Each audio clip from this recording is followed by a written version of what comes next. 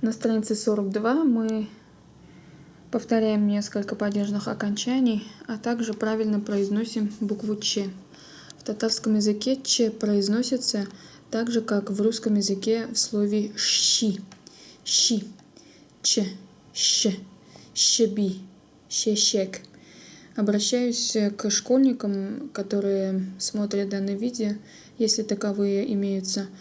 Если учитель диктует щ, не пишите ща, так как в татарском языке слов с буквой ща нет.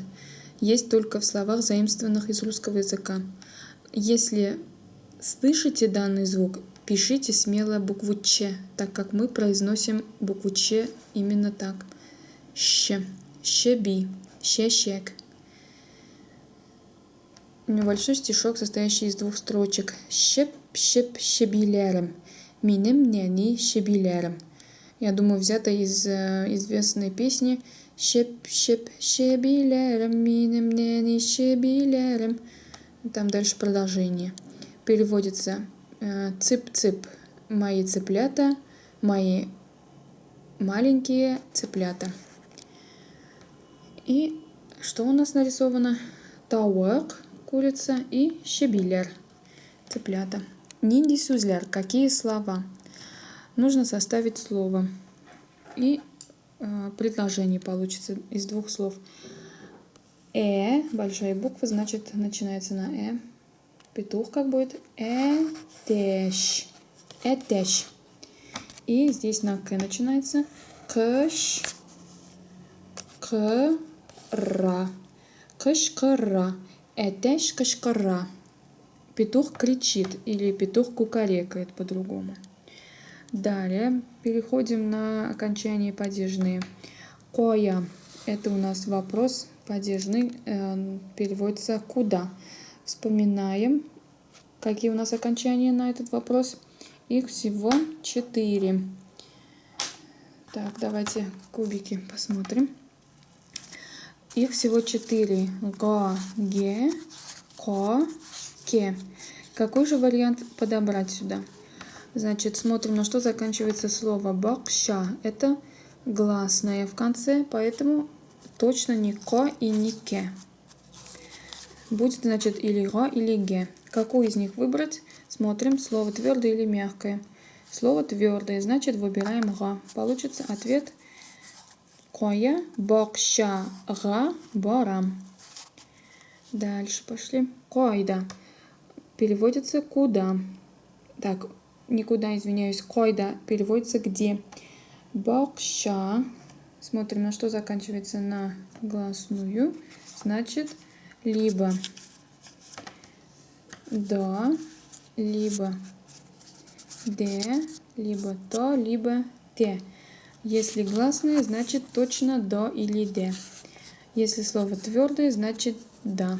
И получится у нас ответ бакша. Да, эшлим. Койдан. Откуда? Здесь 6 вариантов. Дон, ден, тон, тен. И вот тут у нас на обратной стороне нон и нен. Значит, на что заканчивается слово гласное, поэтому либо дон, либо ден получится. И какой вариант выбираем, я думаю, вы уже сами догадались. Так как слово твердое, значит выбираем дон. И ответ у нас получится бакшадан кой там. И переведем. Куда был первый вопрос? Бакшага барам. Куда иду? В сад иду. Бакшада шлим. Где? Работаю в саду. Бакшадан кой там. Откуда? Возвращаюсь из сада.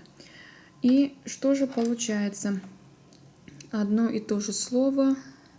Если к нему прибавить разные окончания, и перевод, естественно, меняется. И только слова переведем, которые склонены по падежам. Бакшага в сад, бакшада в саду, бакшадан из сада. Вот небольшой диалог у нас. Сейчас уже совсем на другую тему. Вот так у нас учебники В учебнике расположены темы. Уж раз Министерство образования одобрило, ну, значит, так и надо. Лена, sizning бокша барма?